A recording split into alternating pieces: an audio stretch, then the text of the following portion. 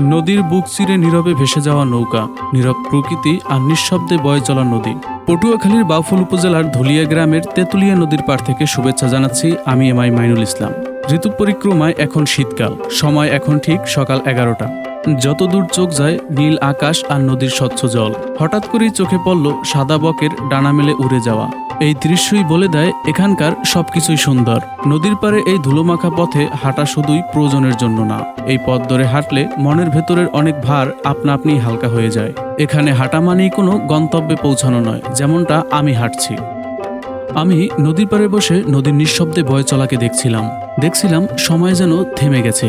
এই নদীর দিকে তাকিয়ে মনে হয় আমার ভেতরের সমস্ত কথাগুলো যেন নদী বুঝে নিয়েছে।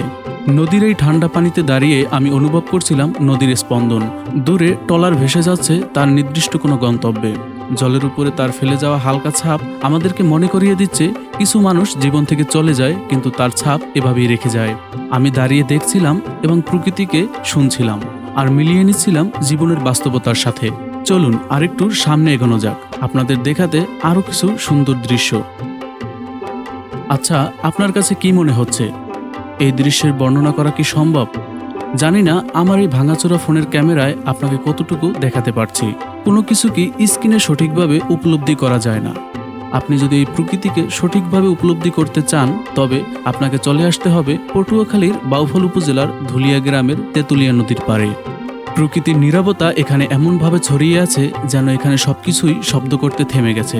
দূরে দেখা যাচ্ছে নদীর তীরে নৌকা তুলে রাখা। নৌকাগুলো যেন বলছে আমরা আজকের মতো কর্মবিরতি দিয়েছি, আবার জোয়ার আসলে নেমে পড়ব। যত দূর চোখ যাচ্ছে কোথাও কোনো মানুষ নেই, শুধু আমি, নদী, আকাশ আর এই প্রকৃতির নিঃশব্দ সৌন্দর্য। প্রতিটি দৃশ্য, প্রতিটি ঢেউয়ের শব্দ আমাকে যেন বলছে আসলে সুখের সংজ্ঞা কি। চলুন আরেকটু সামনে এগোনো যাক। একবার নিজেকে একটু জিজ্ঞেস করেন, নদীর তীরে এমন খালি পায়ে শেষ কবে হেঁটেছিলেন? আহারে জীবন জীবিকা আমাদের কতই না ব্যস্ত করে রেখেছে। যতই এই নদীর তীরে হাঁটছি, নদীর সৌন্দর্য যেন শেষই হচ্ছে না। এই নদীর প্রতিটি দৃশ্য আমাকে থামতে দিচ্ছে না, বরং সামনে এগিয়ে নিয়ে যাচ্ছে।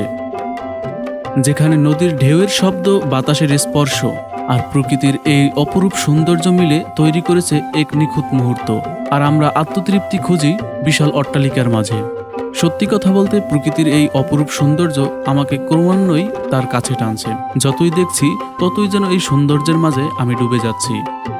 আপনারা ভিডিওর অনেক অংশেই দেখেছেন এই ধুলিয়া ইউনিয়নকে নদী ভাঙ্গন থেকে রক্ষার জন্য এই নদীর পার্কে পাইলিং করা হয়েছে। আমি সেই সিঁড়ি বেয়েই নিচের দিকে নামছি।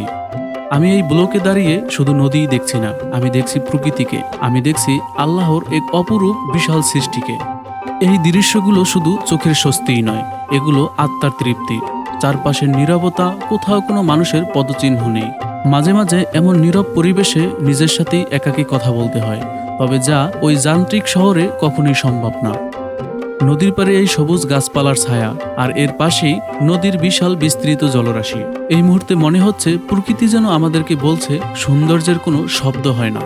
নদীর তীরে বাঁধা এই নৌকাটি ঢেউয়ের সাথে দুলতে দুলতে যেন বলছে জীবন আসলে এমন সহজ হওয়ার কথা ছিল, কিন্তু আমরা নিজেরাই তা কঠিন করে ফেলেছি। কারণ আমাদের প্রাপ্তি অপ্রাপ্তির নানা হিসাব কষতে হয়।